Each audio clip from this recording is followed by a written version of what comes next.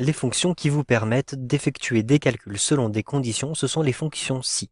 Et si vous souhaitez effectuer une somme, vous allez utiliser la fonction somme.si.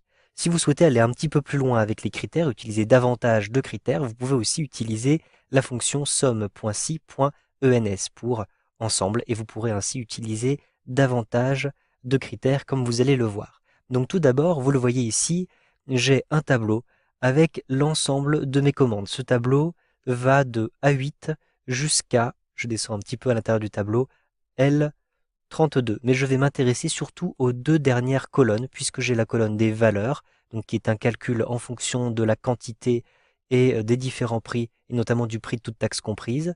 Et je vais avoir à chaque fois en L des conditions. Est-ce que ces commandes ont été réglées d'avance ou non? Ici, je vais rentrer les différents résultats. Donc par exemple, on me demande de retrouver le total des commandes qui n'ont pas été réglées d'avance. Je vais utiliser la formule somme.si. Donc je rentre ici égal, puis somme.si. J'ouvre ma parenthèse. Je vais rentrer le premier argument qui est la plage des critères partout, donc où je vais vérifier les critères. Il s'agit donc de la plage allant de L8 à L32. Vous souvenez ici cette plage L de L8 à L32 avec réglé d'avance. Donc je rentre ici L8, 2 points, L32. Ensuite, je rajoute un point virgule.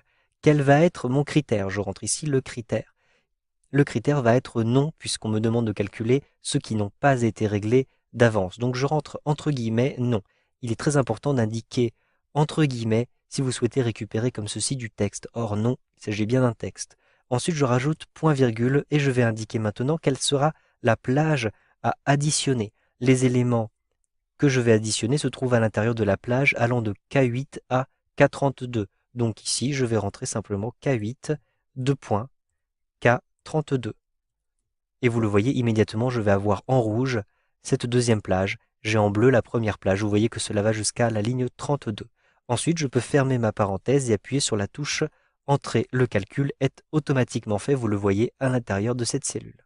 Maintenant, je souhaite calculer le total des commandes depuis mars 2012. Donc cette fois-ci, je vais utiliser un critère un petit peu différent. Ce critère va se trouver dans la colonne D, de D8 jusqu'à D32. Donc je vais utiliser exactement la même formule, je n'ai qu'un seul critère. Donc je rentre égal somme.si et j'ouvre ma parenthèse. Maintenant je vais rentrer la plage avec les critères. Cette fois-ci il s'agit du critère de date. Donc il s'agit de D8 jusqu'à D32. Donc je mets 2 points, D32. Ensuite un point virgule pour le deuxième élément. Maintenant je vais indiquer entre guillemets mon critère. Il s'agit d'une date donc qui sera forcément supérieure ou égale, je peux vérifier ici sur le côté, le 1er mars 2012. Donc il s'agit du 01 03 2012 tout simplement. Ensuite, je vais fermer les guillemets. Je rentre le troisième élément. Il s'agit donc des éléments à additionner. Il s'agit toujours de K8 jusqu'à K32.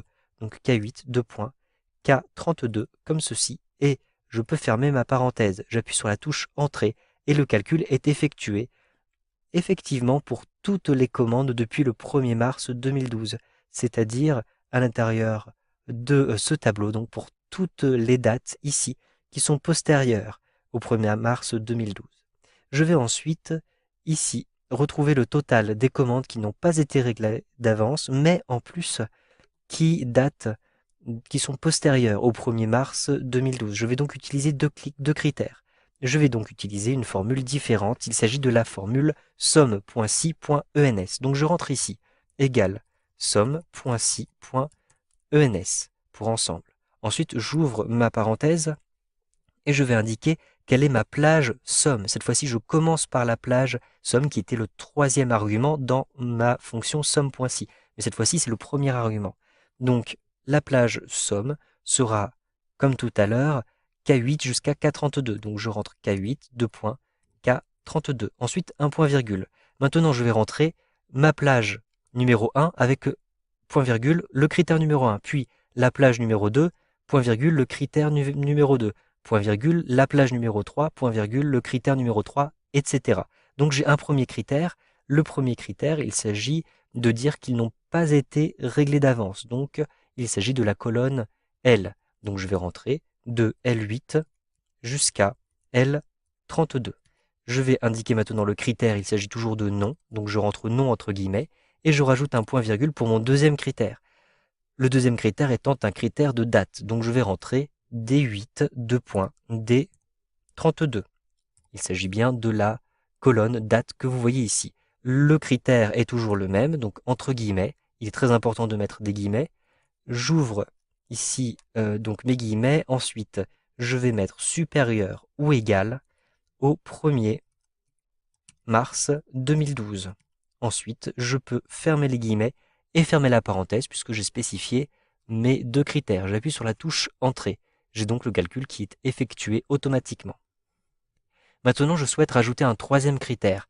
Il s'agit d'un critère de date puisque je vais avoir non seulement toutes les commandes qui n'ont pas été réglées d'avance, mais pour la période du 1er mars, donc date postérieure au 1er mars, au 31 mai 2012. J'ai un troisième critère, date antérieure au 31 mai. Donc je vais utiliser exactement la même formule. Ici, je vais avoir besoin exactement de la même formule. Donc je vais simplement la copier.